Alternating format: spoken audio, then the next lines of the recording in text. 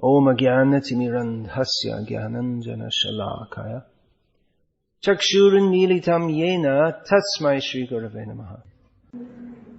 I have a few notes about different points that I wanted to make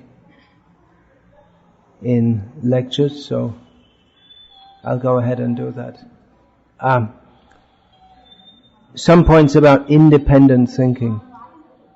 I gave a lecture on this once in Salem, I believe, on independent thinking. Because Srila Prabhupada wrote in one of Srila Prabhupada's most famous letters, he mentioned this, in which he stated that he didn't want centralization of ISKCON. He said that each temple president, they should make their own decisions and not that there should be very centralized management. Prabhupada said even if they make mistakes, they can learn. This was Prabhupada's, I suppose with that popular term personality development, that was Srila Prabhupada's personality development formula that give people some room to work in. So I discussed this previously in one lecture at some length a few years ago. But a few more points about that. Now actually this term of independent thinking, Srila Prabhupada, he made that in a letter which he was actually discussing about management within our society. Of course,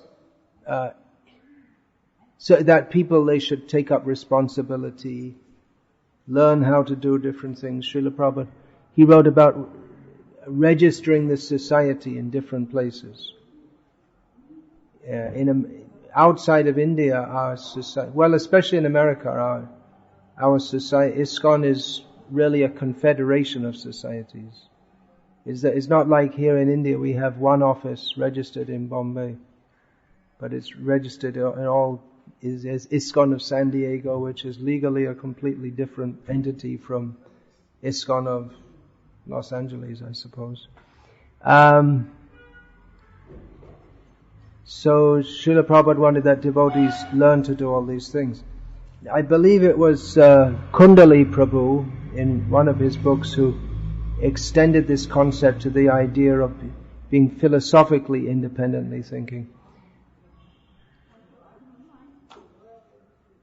Of which, of course, there have to be limits to that.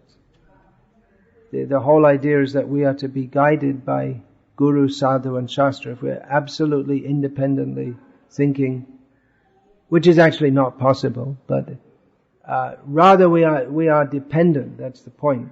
That we come to Guru, Sadhu and Shastra understanding ourselves to be dependent. We cannot independently know anything.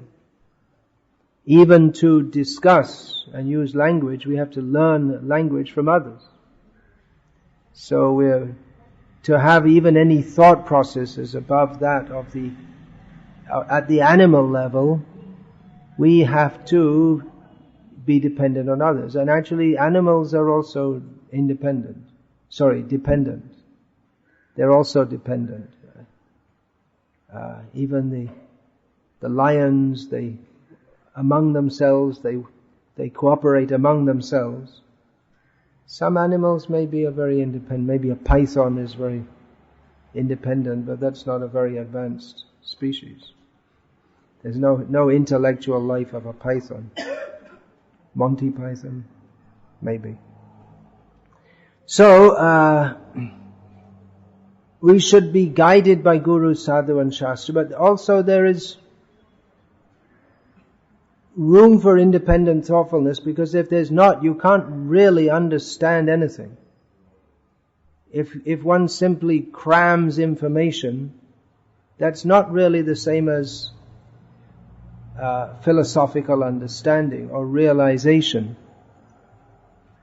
Actually, this term independent thinking just underlines the nature of independence in thinking, because if there is no thinking actually without independence. If you simply just follow what anyone says, that's not thinking. So thinking means that there's thinking. When I say thinking, I mean taking information, evaluating it, making judgments, and on the basis of that, implementing that information. And maybe offering different perspectives than those which others have offered before. That's the history of development in science, is that people offer different perspectives. And usually those that do are, usually scientists who offer a different perspective, they are ridiculed. Practically all of them. All the famous names in science.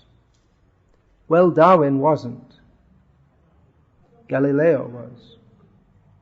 Many of them, they were ridiculed, but what are you talking about? For instance, at one time in the world, nobody believed in scientists didn't believe in meteorites. They said that stones can't fall out of space because there are no stones in space. And that was the scientific proof. And various museums that had meteorites threw them all out. Because they said you see some villagers, they say these things. It's just superstition. So, that's changed now. Because some people dared to think differently. Srila Prabhupada was independently thoughtful in as much as he dared to think differently about bringing Krishna consciousness to the West. Anyone could have done it. Any one of his godbrothers could have done it. And in fact, that Srila Prabhupada used that example, anyone could have done it. Or he replied to that. When he came back from the West, tremendously successful. I mean, even though Srila Prabhupada came back in 1971 with about 12 or 15 Western disciples, which nowadays we wouldn't think that was very much, but that became widely noted wherever he went, and Srila Prabhupada traveled widely and thousands of people would come to see. It was considered a major success because no one had dreamed that this was even possible. Sadhu means an Indian. Right? Sadhu is not a white man. White man is a sahib, not a sadhu. There's no question of a white man becoming a sadhu. Although there had been in India a few white men who had become sadhus actually. There was Richard Nixon, I believe his name was, obviously not the President of America, but another Richard Nixon, an Englishman. He became initiated as a Vaishnava, and his ashram is still there in Almora. It's UP, is it? Or Himachal? It's somewhere up in the hills. Himalayan foothills. So his ashram is still there. He was an airline pilot in World War I, and he crashed. He was shot down in enemy territory, that means in German occupied territory. And as he was plunging toward the ground, he prayed to God, if you save me, I'll dedicate my life to you. And he woke up in a hospital on his side of somehow or other. And then after the war, he went to India because he thought, well, if you want to find God, you got a better chance over there. And then he was initiated by a Bengali woman who was the wife of the Vice Chancellor of Lucknow University. He was a Vaishnava. So, but anyway, it generally wasn't considered very possible that Westerners would become Vaishnavas. So Srila Prabhupada brought so many Westerners, actually in the beginning just a few, but it created a sensation. And some of, or if not most of Srila Prabhupada's godbrothers, who we might have expected would be very pleased about this, actually reacted very negatively. And they said, as did not all Indians welcomed on Prabhupada. So many said that Westerners can't become sadhus. It's something like saying that stones can't fall from the sky because there are no stones in the sky. So if you see stones falling out of the sky and you report it, and the scientific answer will be, well, that's not possible because it goes against science. That's what usually happens when someone makes a discovery. I'm just reading a book by Richard Milton called Forbidden Science, and you read that? Heard of it? And it notes so many, like a history of all the bungles in science, or the major bungles. Interestingly, he mentions the Krishna consciousness movement in that book. It says that he listed among others, which in the 1970s, that was, the Krishna consciousness movement was something new and very strange in the West. But he lists it among others who it said, well, I can't remember exactly the comment he made, but the point was that you shouldn't reject a priori any statements they make because their perspective is different. Their perspective on the nature of reality is different. There may be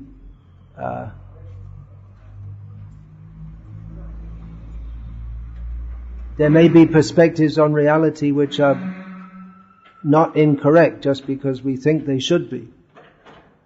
So what was the point I was speaking about before I branched off? Richard Milton, Forbidden Science.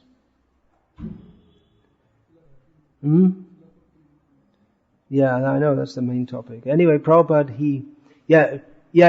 So, Prabhupada's God brothers and many others, they said that, well, they can't be sadhus because Westerners can't be sadhus.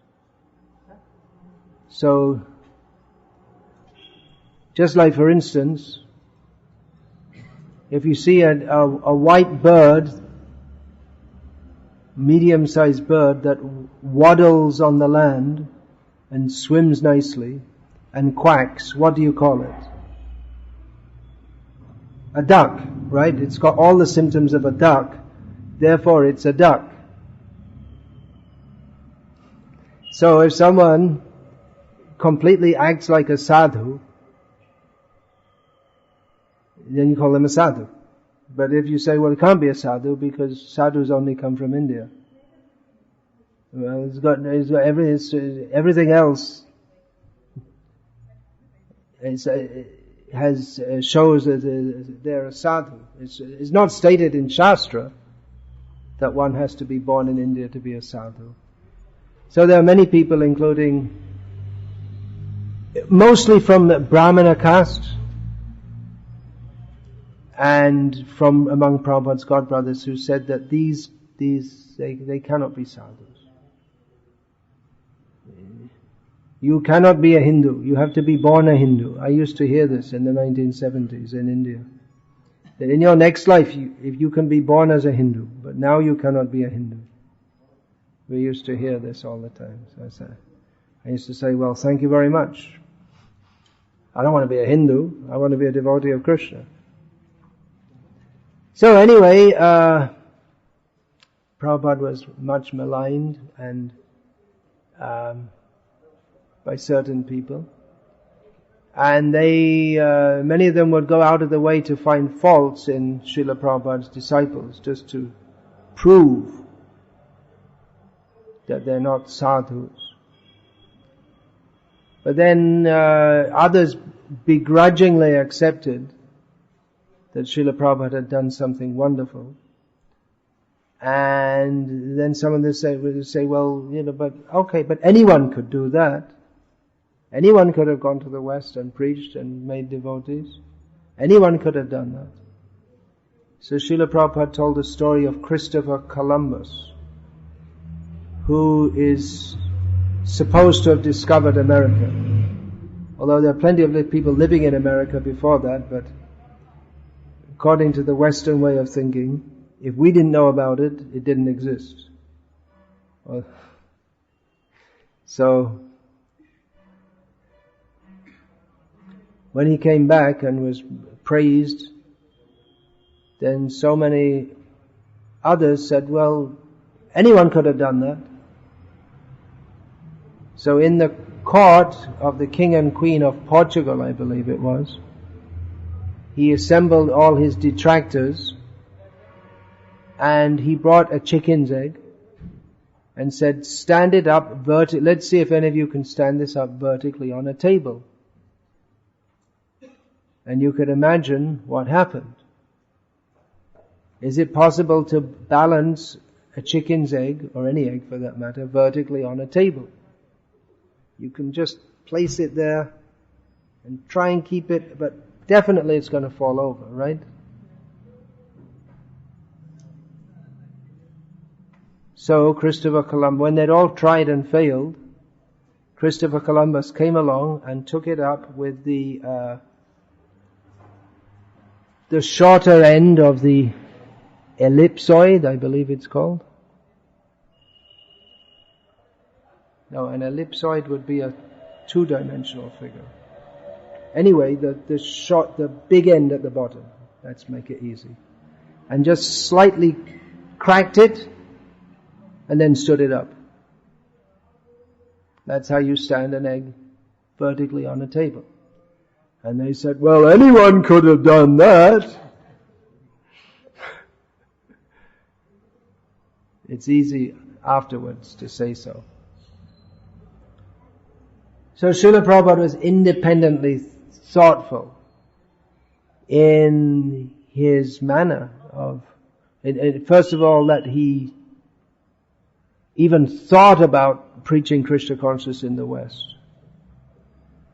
And that he not only thought about it, but he actually went and did it, and did whatever was necessary to make it successful.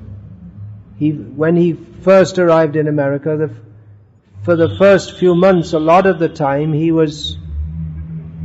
it seems he wasn't doing that much preaching. He was just studying the culture. And then he tried to interest people of what you might call the intellectual class, elite class, but he didn't get much interest. It didn't elicit much serious interest. And then somehow or other he ended up among the hippies. Maybe a combination of circumstances, one of them being his poverty. I mean, richness of soul, no doubt, but poverty. He didn't have any money, so he had to go to the poorest place, which is where, among others, the hippies used to live. And another reason might be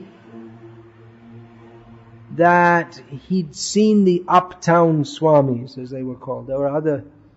Srila Prabhupada was by no means the first Indian Swami to go to the West. There were several in New York City already before Prabhupada got there. But they mostly, at that time, they moved among the middle class, somewhat elderly middle class people who were superficially interested in Eastern mysticism. Srila Prabhupada, he became quite close with one such Swami, Dr. Mishra, who had come to America as a medical doctor, but started teaching yoga for whatever reason. He started teaching yoga. And Dr. Mishra had a mix of this, we get the impression of somewhat elderly, middle-class people, and some younger people may be interested in yoga. So Srila Prabhupada saw that some of the younger people, they have interest in that. So that may be one reason also, that he gravitated to the hippies. Anyway, Srila Prabhupada, he found the ways and means to communicate with the hippies and instill Krishna consciousness in them, which was not possible to do by any of the means of preaching Krishna consciousness that he was used to. Of course, the basic activities were there: Shravanam, Kirtanam, Vishnu, and Prasadam. But the formalities, the respect that was accorded to Swamis, none of that was there in the West. Preaching Krishna consciousness in India could at that time, and now also, be done in a fairly stereotyped kind of way. You just go and you give a lecture and people say, "Thank you very much, Swamiji," and they're very polite, and then if you make a good enough show, then some people might want to be your disciples, and if you're busy and you work hard, you can gradually have some effect in preaching. But in the West, especially in those days, there was no such culture like that. There were gurus, but no one had any idea of really what it meant to have a guru or to surrender to a guru or the commitment required for spiritual life. It's just so completely different. So Srila Prabhupada found the ways and means to communicate his message, to get through to people. And when I say found the ways and means, again, it's not like a kind of clinical formula. But Srila Prabhupada was one of the main reasons Srila Prabhupada was highly successful was because he was highly personable. He interacted with people and he really cared for them and he gave them himself to people. So I'm just using that as an example of how Srila Prabhupada was independently thoughtful, but at the same time very traditional.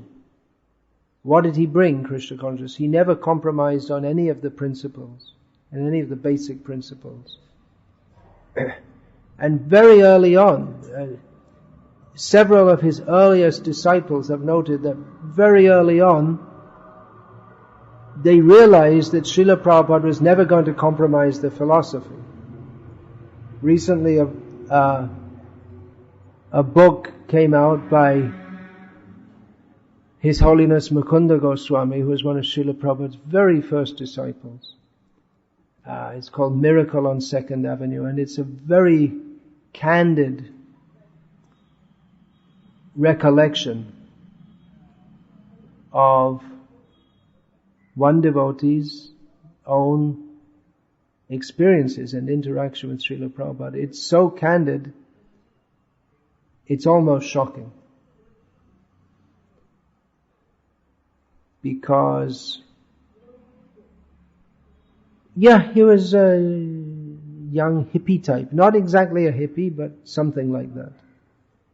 And he speaks candidly about his relationships with his girlfriend, who Prabhupada married actually. The first marriage was with Mukunda and Janaki. And his attitude towards Swami, it wasn't that he was immediately very reverential. And I questioned one of those earliest devotees recently in Mayapur at the festival. I met Umapati Swami, who told me that all the early devotees, they thought that Prabhupada was just too much. They thought he was just too heavy, and they thought that his attitude of being confident that he was completely correct, they thought that was off. How can you be so sure of yourself and so correct? So they appreciated him in many ways, but they were, at that time, basically young Americans, Western, They were hippies. They weren't surrendered. It wasn't that they even had any idea of being surrendered. They had no idea of what it means to surrender to a guru or to surrender to anything. So Mukunda Goswami wrote in that book that there was some point, I can't remember what it was, maybe it was about illicit sex, and it was that Prabhupada, he just wouldn't compromise. He wouldn't change the message. Even though hippie life was, two of the major features of hippie life were intoxication and illicit sex. And mixed up with that was some kind of something resembling a search for enlightenment, spiritual enlightenment. So Prabhupada wouldn't compromise on that. And Umapati told me that Prabhupada was so, because they were all reading books by all different impersonalists, and Prabhupada was just one day, he just completely blasted them. He got extremely angry.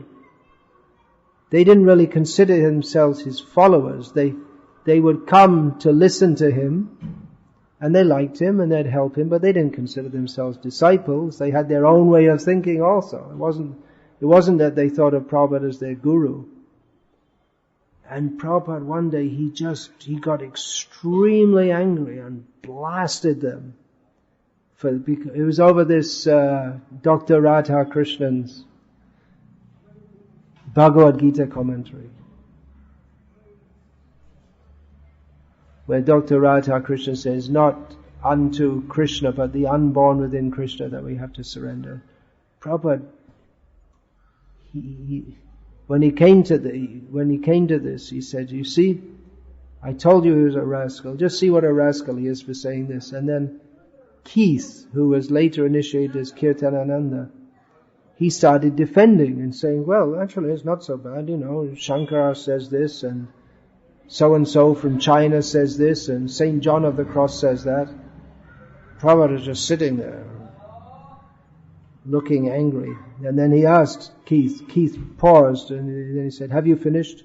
And Keith went on some more, and he long talking about how actually impersonalism is correct. And then again Prabhupada said, have you finished? And Keith said yes. And then Prabhupada just smashed the table. He was furious. He was actually furious. And said that Krishna is the supreme personality of Godhead. There's nothing unborn within Krishna. It is to Krishna that we have to surrender. Why do you deny Krishna? That was Prabhupada's point. He was extremely angry. Now at that point, all of these people, they were the only one people who had come to him after over a year in America. But Prabhupada, he wouldn't, just for the sake of keeping them, compromise with their impersonalism. They could, quite possibly, they could have just all walked out the door and never come back. But Prabhupada wasn't going to compromise with them, just to keep them. Bhaktisiddhanta Saraswati Thakur said the same thing. He said, even if the whole world is against me, and even if all my disciples leave me, I'm not going to stop speaking the truth. So that's independent thinking. The subject is independent thinking. That totally dependent on Krishna and not dependent on anyone or anything within this world. That is independence. Fully independent we cannot be. Only Krishna is fully independent. But a devotee is fully dependent on Krishna, and he doesn't depend on anyone or anything. Doesn't want anything or any. We can see from that incident that I just mentioned of Srila Prabhupada that he had nothing to get from anyone. He wasn't anxious to make disciples just for the sake of having disciples. For showing, you see, now I have some Western disciples, or now I have so many disciples. But he wanted to serve Krishna and give Krishna to others. And that is not possible simply by some cheap show of guruship or cheap show of discipleship. There has to be surrender. There has to be a complete rejection of anything but the actual truth. Therefore, dharma projhita kaitava atra, in the Srimad Bhagavatam, all cheating religion is rejected. So, real independent thinking is that. Complete dependence on Krishna. That sounds like a contradiction, doesn't it? Independence means complete dependence. How is it possible? Independence means to be totally independent. But no, that is the minute independence that the jiva has, to choose to place his dependence on Krishna, who is Sharanyam, who is worth taking shelter of. Bhavambate vatsa padang parang pada. What's that verse? Samashritaye padapallava plavang mahatpadang punya yashomara. No, but there's another verse, Sharanya. That's Devarshi bhutapta nirnang pitrinam nakinkaro nayam renicha rajan saratmanaya sharanam sharanyam gato mukundam parihritya karatam. That not being dependent on devas, demigods. Bhuta here means other living beings, not ghosts.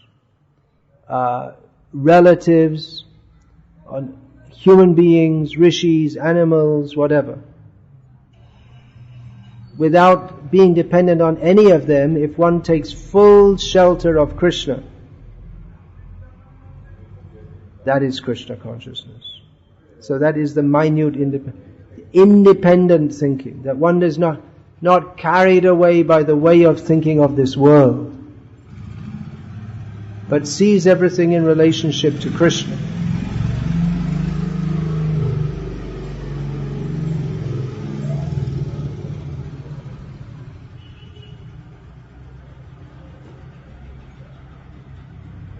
Traditionally in India, the pundits, they were vastly learned. Srila Prabhupada writes in the first canto that no one should dare to sit on the Vyasasana unless he could master all the 6 philosophies, the difference. And that was the standard for a Vaishnava Acharya. Rasikananda, you may know of his life, of his appearance in this world. He staged wonderful festivals with dramas and with Sankirtan, and so many people became his disciples. But in his youth, in his childhood, he was trained in all philosophy. It wasn't that he was only doing singing and dancing and festivals, but he debated with so many people. He knew all the philosophies and how to defeat them all and establish Chaitanya Mahaprabhu's teachings as topmost.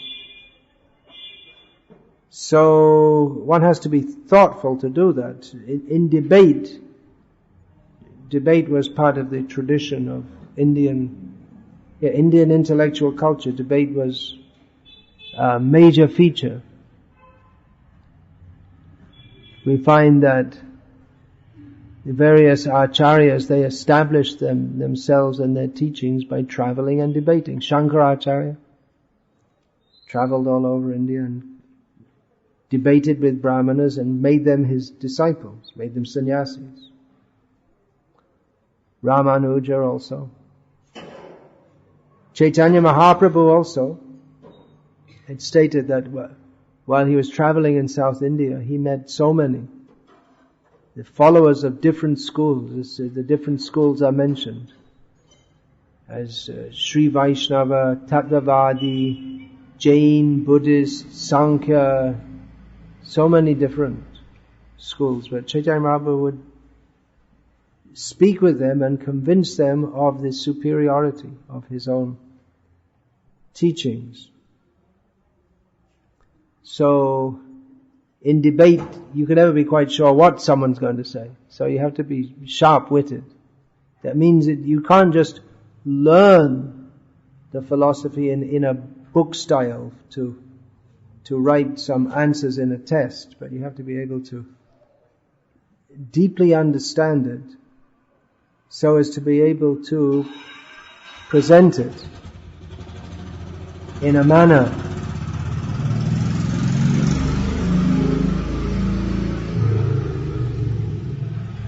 that defeats others, and defeat others not for the sake of defeating others, but to bring them to the actual correct point.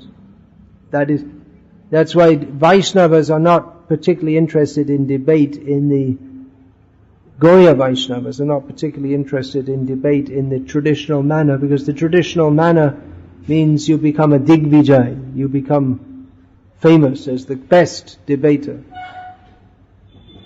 and all the honor goes to you. But Gaudiya Vaishnavas, they're not interested in showing themselves to be very big, but they simply want to disabuse people of their incorrect understanding and bring them to the right point for their own benefit of surrendering to Krishna. And actually at Galta near Jaipur, when Baladev Vidyabhushan, he debated with Ramanuja Vaishnavas, and much to the surprise of those Vaishnavas, Baladev was able to establish the Gaudiya Vaishnava Siddhanta and the Shastric basis of the worship of Radha.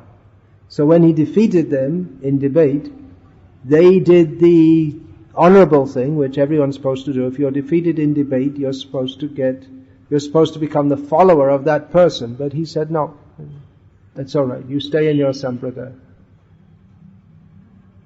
It's not that he wanted to say, I'm right, therefore you're all wrong. He's saying that Ramanuja line, he accepted, yes, that's also bona fide line of Vaishnavism. So he said, you remain in your own line. So, this independent thinking, one can actually independently, or one can think properly if one has been trained. Otherwise, thinking can be very dangerous. If one, in the name of thinking, is guided by sensual desire, if one's aim in life is to enjoy the senses, then thinking becomes very dangerous. And modern philosophies, they spring out of the lower modes of nature. Actual philosophy should come from the search for truth. Atato Brahma Jignasa. And following this desire to come to the highest point of understanding, or understanding what is actual reality, then one should take guidance and try to understand what is that reality. But without that, if one is simply interested in sense gratification and you try to philosophize, then you come up with many, many problems. Hitler was also a philosopher, the most famous demon of the 20th century, although others like Churchill were probably at least as bad, but Churchill's side won, so he got the good press, whereas Hitler's side lost, so he got represented as all bad. So he was also a philosopher. His whole movement was based on his philosophy. He wrote a book which is famous even today, although it's difficult to get a copy of because it's considered so dangerous. Mein Kampf, which means my something or other. I don't know German. So anyway, he puts forward his philosophy there, is that we are Germans and we're better people. We're Aryan. Somehow that word Aryan got misappropriated. And everyone else, they're just a bunch of lesser people. So we need more space for our people, therefore we're going to kick all these neighboring people out of their countries and take them over. And as far as the Jews are concerned, they're just a nuisance, so better get rid of all of them. And it was a philosophy of sorts. And it was on the basis of that people became his followers, and he became very powerful. So it's also a philosophy, but it's demoniac. He was thinking. He was definitely thinking. No one else had come up with such ideas in that particular lucid form that he did. So he was thinking, but it was very dangerous.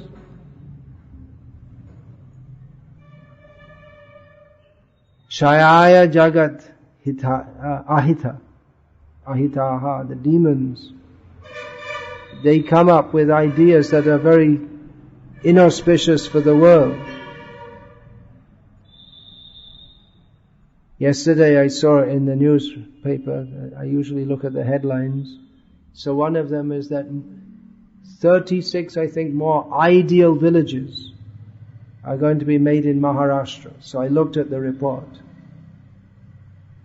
So what are the ideal village? It's all based on cash crops, is one thing.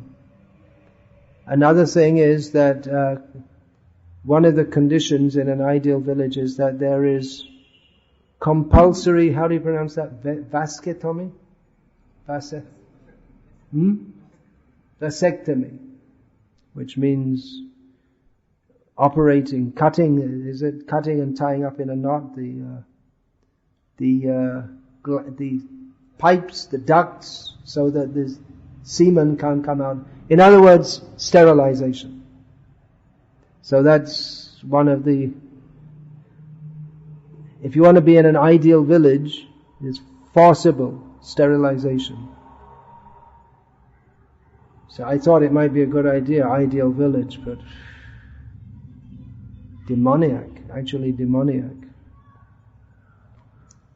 So someone's thinking that, see, we have a problem with, they're doing this in Vidarbha in Maharashtra, which is a very extremely arid area. They only get, how much? 400 millimeters a year or something. Very much less rainfall than the national average. So it's very difficult for farmers. So now they're doing some good things like rainwater harvesting, but they mix it up with so many wrong ideas that it's far from ideal. But they're thinking. They thought of something different and new to benefit the people. But because they don't know what actual benefit for the people is, then they come up with all sinful ideas.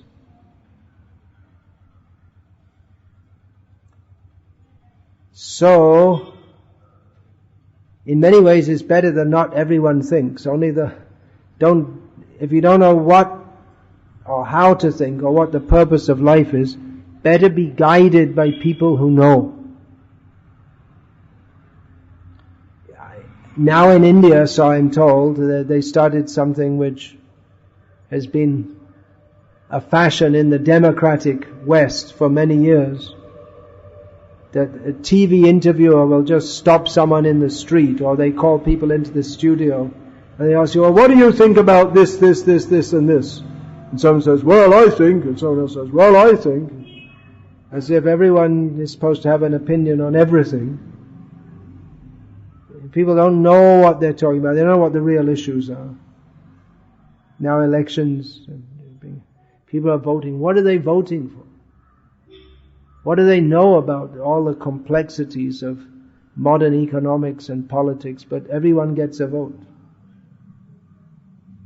Foolishness. What actually happens is that the idea sounds very good. Everyone should have an equal vote. But what actually happens is that it's those who are more intelligent exploit others. That's all. Giving equal rights is not good unless people... Therefore they say, well, everyone should have equal education. But then the education is also manipulating people to make them think in a certain way. And in fact, the modern education is so tricky That people they actually train you to think that you're thinking for yourself, but you're not at all. It's like if you make a little corral, that means a little compound this size, and you tell anyone you're free to go wherever you like within this, like house arrest. You can go wherever you like, you see, you can go. But there's no way you can get out. So that's the freedom you have. You're caught in a mental or intellectual trap where you can't think beyond the boundaries that are imposed on you by the education system, but you think that you're free.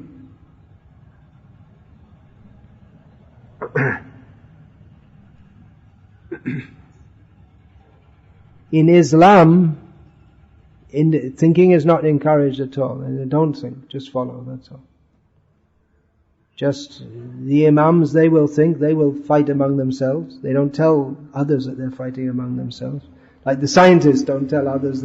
They make this, yes, scientists say, as if they all think the same thing, but they're all arguing with each other like cats and dogs.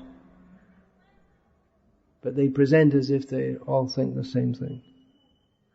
So previously in Christianity also, the idea that to think for yourself was considered very bad. You just follow the priests, that's all. And then when the printing press came out and they started printing Bibles, so people could read the Bibles for themselves, then people who were printing Bibles and distributing them to others, the church executed them. They burned them alive. Because they think people should not see the Bible. We will tell them what's in the Bible. They shouldn't see the Bible. And so nowadays if you distribute Bibles, Christians think that's very good. But when they first started doing it, they executed them for the crime against God of giving people knowledge of what's in the books. So that was the system in India also, that people would learn from the Brahmanas. Of course, the Brahmin class is, as it was, is largely corrupt now. And even though we do find some, just like here in Guruvayur, who perform all the rituals, but they don't know what the proper understanding is. So Srila Prabhupada, he wanted to create a new class of Brahmanas. New class means, again, the basic principle is, what is a sadhu? Is a sadhu someone from India who has a long beard and some reddish cloth? Maybe you could say that, but really the symptom of a sadhu is someone who is pursuing spiritual life very seriously, following all the principles, studying the Shastra, living according to the Shastra. That's a better definition of a sadhu than someone from India with a beard and red cloth. So in the same way, who is a Brahmana? Someone born in a Brahmana family, maybe, but a better definition is someone who's actually cultivating spiritual life very seriously. So we find there are still Brahmanas today, born in Brahmana families. There are still some who follow the Brahmana way of life, but they can't give guidance to others practically on how to live a spiritual life because they're not thinking. They're not thinking how to benefit others. No such thought in their mind even of how to benefit others by giving them knowledge of the ultimate reality. They don't think about such things. You'll find everywhere. The people, the Brahmanas, they worship in the temple. Then they go home and watch the TV like anyone else. It's just a job.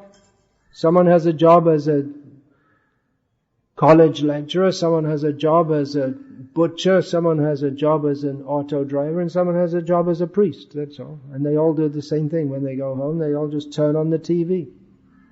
That's all. And they don't think they don't find any incongruency with that. They think, well, alright, finished my puja and now came home, watched the TV. I don't find anything incongruous with that. So,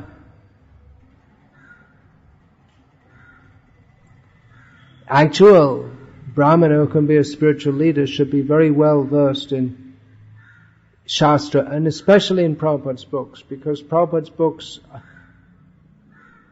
they are not only the essence of Shastra, but they are presented in a way to give practical direction to human society.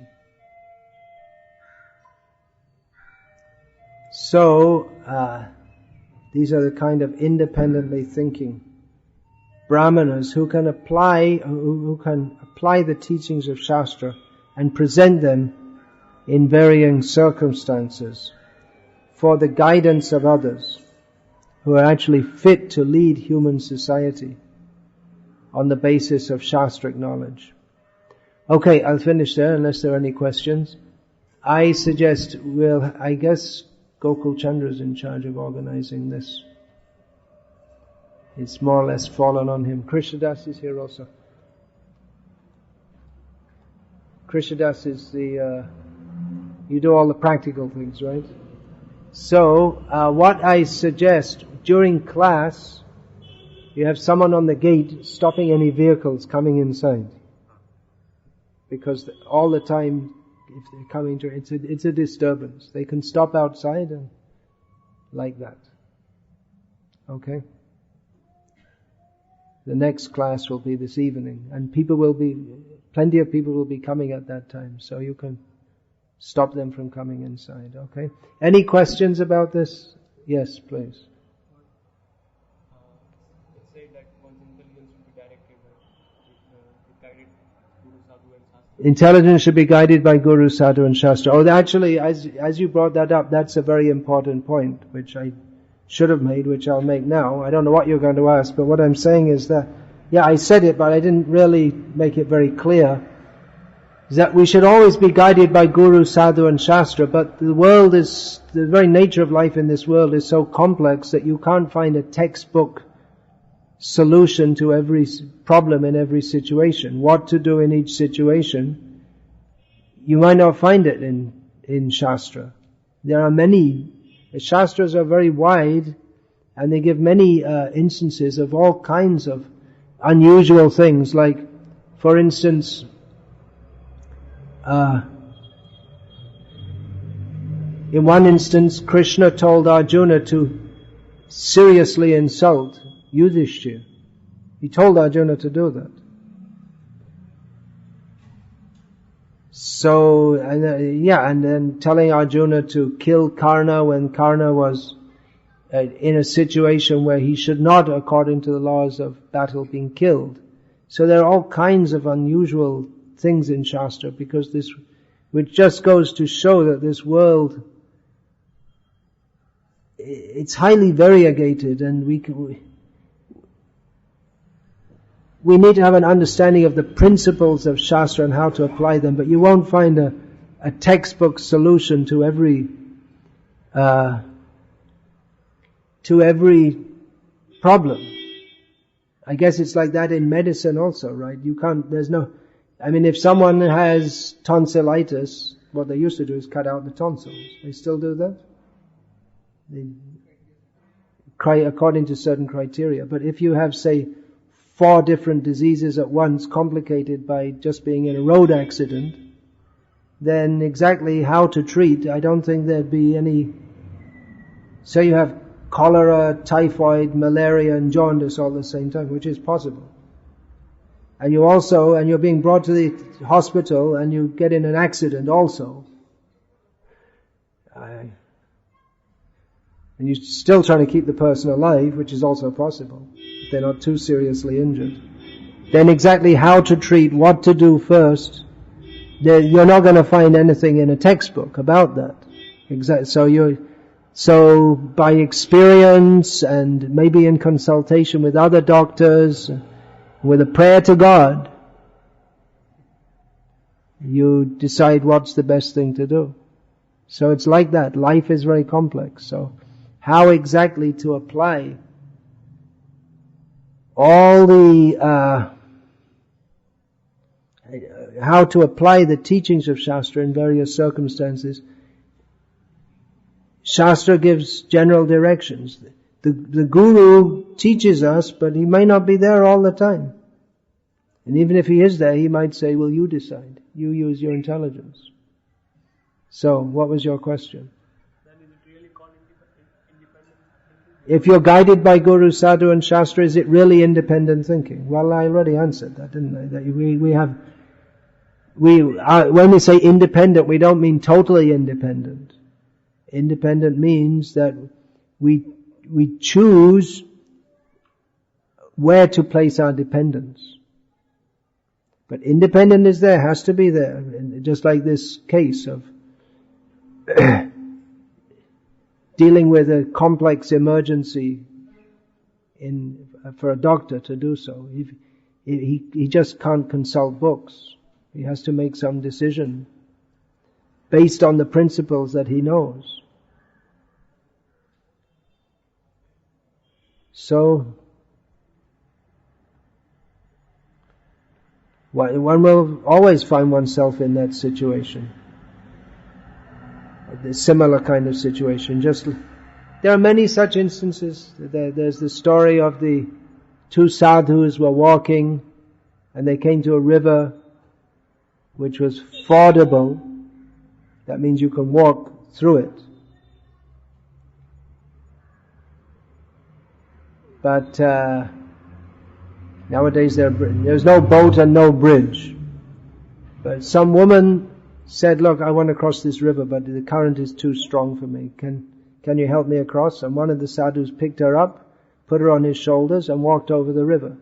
And then put her down and walked on. And then they walked on in silence, and after about half an hour, one sadhu said to the other, you carried a woman. And when sadhu said, yeah, I carried her for 3 minutes over the river, but you've been carrying her in your mind ever since. So should you or shouldn't you? In that circumstance, what should you do? What should a sadhu do?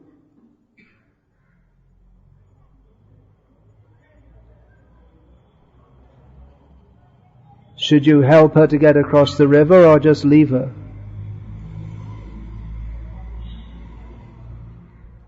So life is like that, more complex than can be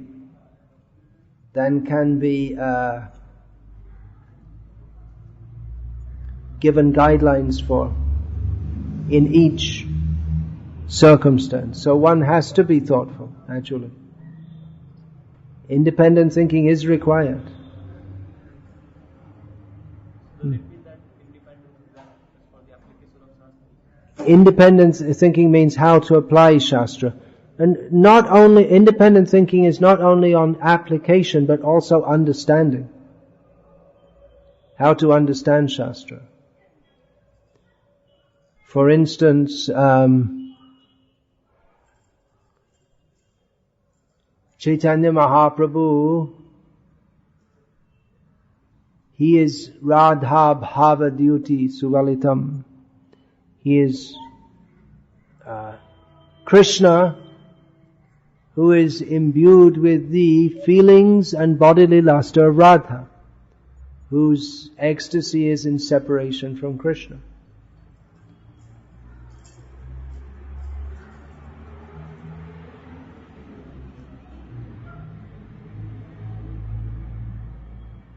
So, Jiva Goswami apparently supports the Swakiyavad, that Krishna is married with all the gopis. But later Vishwanath Chakravarti Thakur said, actually that's not the real philosophy. The real Gauriya philosophy is Parakya, that the gopis relate to Krishna as if they are married and having, from the social point of view, an illicit relationship with Krishna. So that is Gauriya understanding. Although Jiva Goswami, who is considered by everyone, all Gauriyas, pretty much all Gauriyas, as the the philosophical, what's the word? Arbiter. He's the lawmaker, or the one who has presented Gauriya understanding. Jiva Goswami says the opposite. And Vishwanath contradicts that. Apparently contradicts it. And then later Bhaktisiddhanta Saraswati Thakur says actually there's no contradiction. So for philosophical points it may require some independent and some new way of thinking or different perspective to that which is considered normal. That may be required also. And that's required now also. Just like we see, people have different understandings of Srila Prabhupada and his teachings.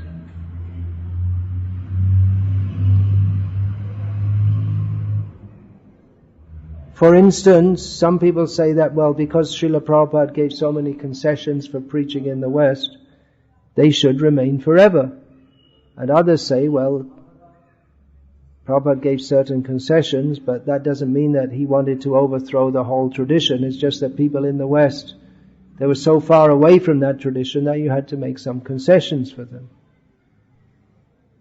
So, that is actually a major point of cultural divisiveness within our ISKCON. So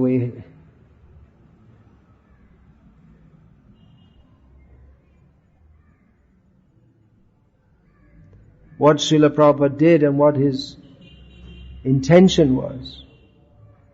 Because Srila Prabhupada apparently allowed some divorces, does that mean that divorce is just completely normal and allowed within ISKCON? These kind of questions come up. Anything else? Yeah.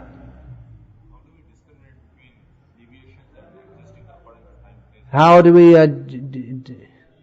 distinguish between deviations and adjusting according to time, place and circumstance? Well, what one person calls a deviation, someone else will call an adjustment according to time, place and circumstance. One has to have a thorough grasp of the principles. When Srila Prabhupada was asked this question, exactly this question, he said that requires some intelligence.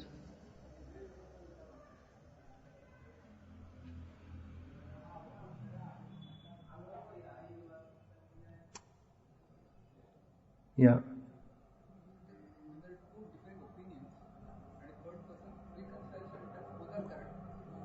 There are two different opinions, someone else reconciles and then says they're both correct. What is this? Thesis, antithesis and synthesis. And yeah, but then the synthesis becomes a third opinion and someone refutes that. This is called Tarka Pantha, the path of argumentation. And as is famously stated, Tarka Apratishta. By this path one can never ultimately establish anything. It goes on and on and on. Therefore one should know what is the Vastava Satya, the actual truth.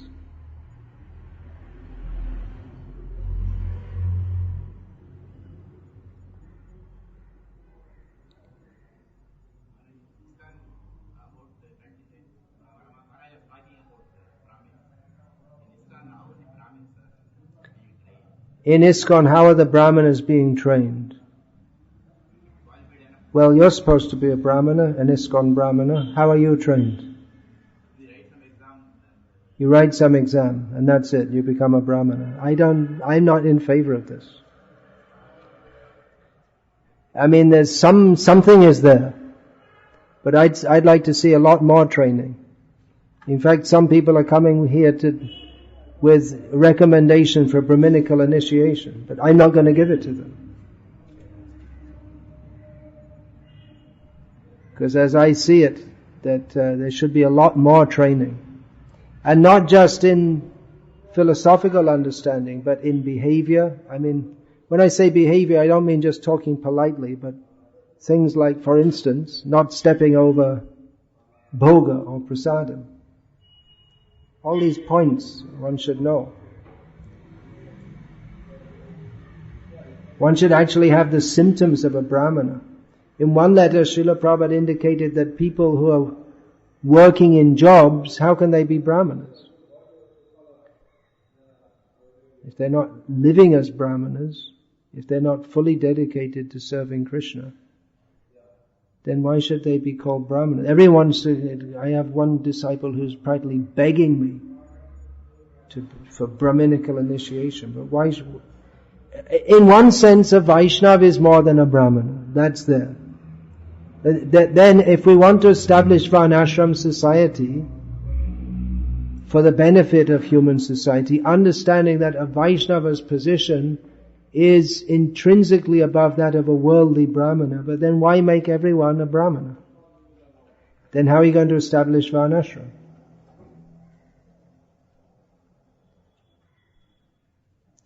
So if you want Brahminical initiation,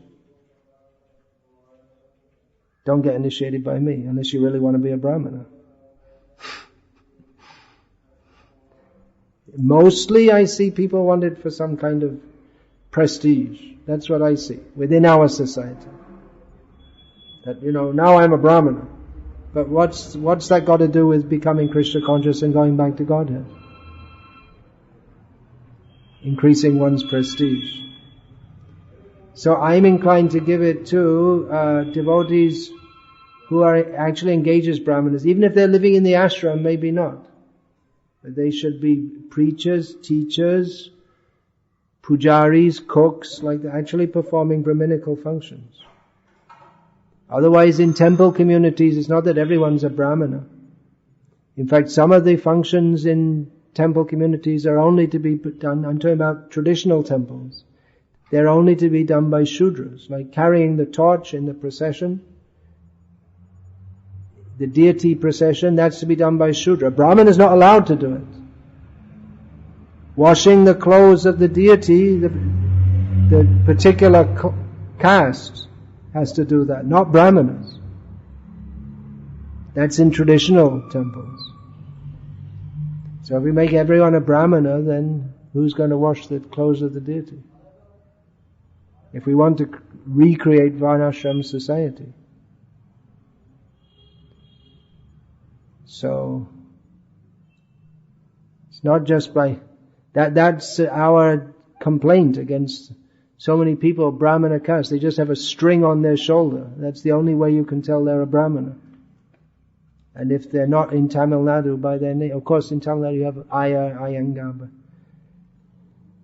But in North India, any part of India, Sharma, Shukla, Dvivedi, Trivedi, Chaturvedi, Bandopadhyay, Mukhopadhyay, Vyas, all these names. So many Brahmana names. Pujari, Purohit, Goswami, Brahmachari. Some family name is Brahmachari. So these are all... It's like... people say, well, my father was a pure devotee. Well, my grandfather was a, famous Pandit. Well, my grandfather was a Naishtik Brahmachari.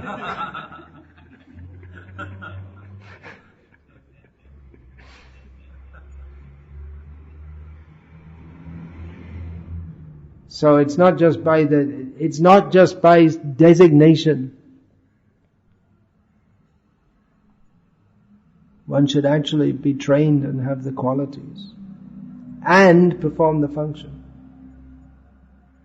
Just like you can be called a doctor just if you have the training, but if you don't perform the function, you're not really a doctor. Like Dr. Savyasachi, he's called Dr. Savyasachi, but he's not really a doctor because he doesn't practice. Yeah.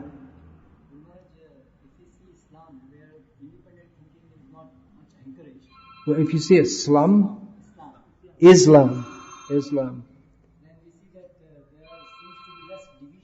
There seems to be less division. Really?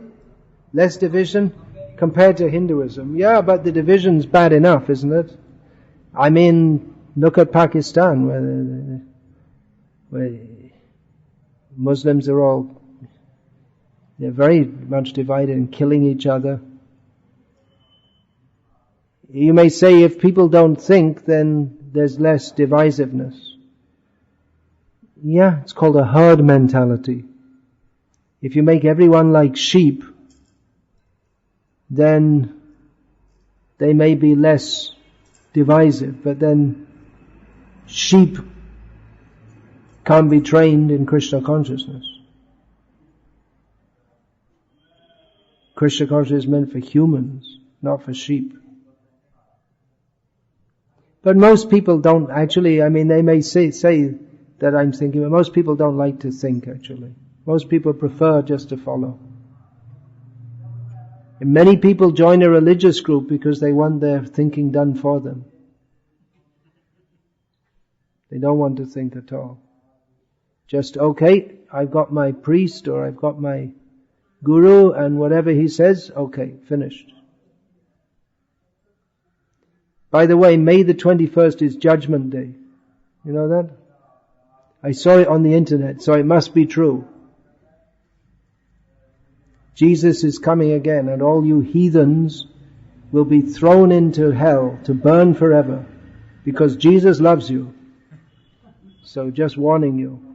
It's on the internet, it must be true. It's just over a week from now. Actually, just 1 week from now is Judgment Day.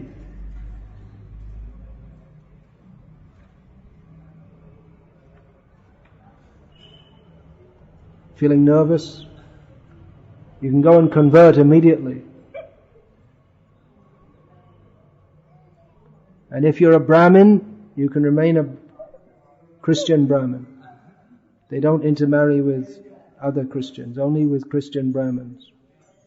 Of course, you don't have much time because Judgment Day is coming in just 1 week. Can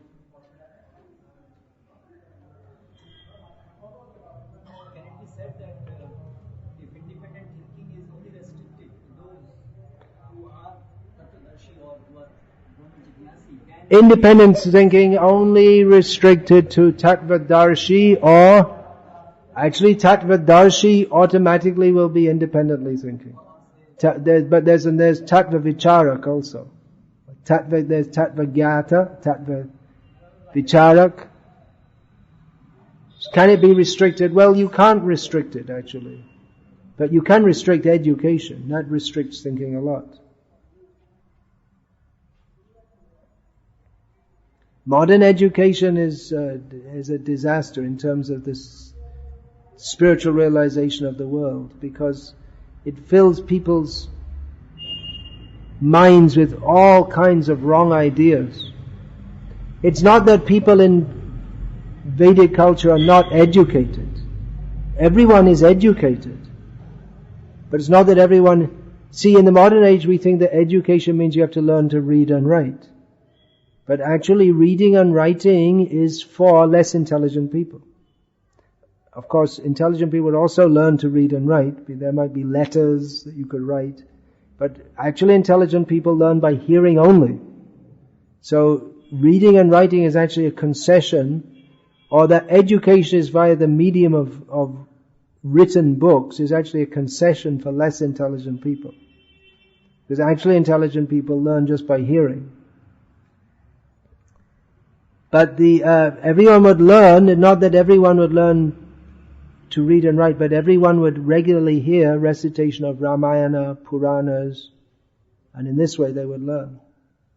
So it's not that people were uneducated, but maybe not educated in what we call the modern sense. But nowadays people are less educated than in my generation, thanks to computers. How many kids of 10 years old could, if you tell them to multiply 1972 by 31,241, they can write down the figures and multiply them. They don't know how to do it. They're never trained because they have calculators. So modern education in many ways makes you more stupid.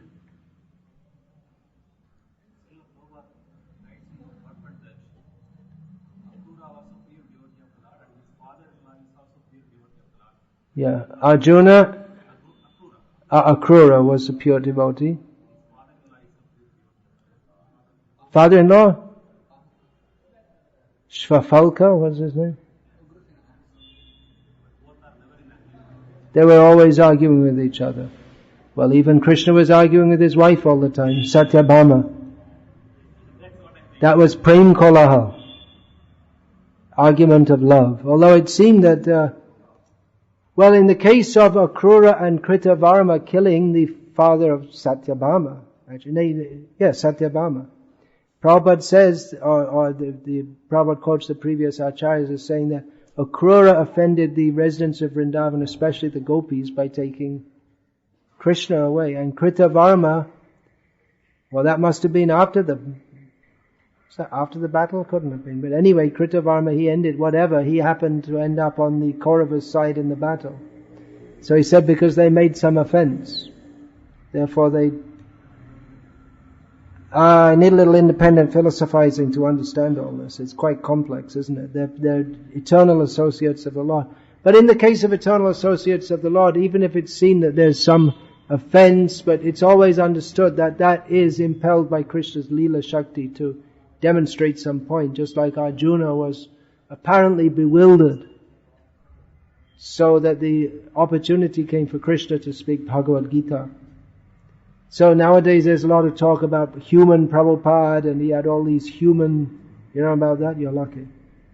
But how are we to understand Prabhupada's mistakes and all this kind of, but that's not the way that we see that. We should understand that, what is this? Mang Partha, Daiving, Mahatma Nastu Mang Partha, Daiving Prakriti Mashritaha. Pure devotees are under the shelter of the Krishna's internal potency. It's not that sometimes they're Krishna conscious and sometimes they're not. They're always under the shelter of Krishna's internal potency. So we shouldn't think that they're materially conditioned souls. If we Jato Deko Vaishnava Bebahara Dugnis Choijaneho Taha Parananda Shuk. If we see a Vaishnava who is apparently suffering in this material world, we should understand it's just another phase of his transcendental bliss. We should never see Vaishnavas as ordinary people. It's an offense to do so. I'm going to finish here because I have many things to do. So thank you for your interest, and we'll have more.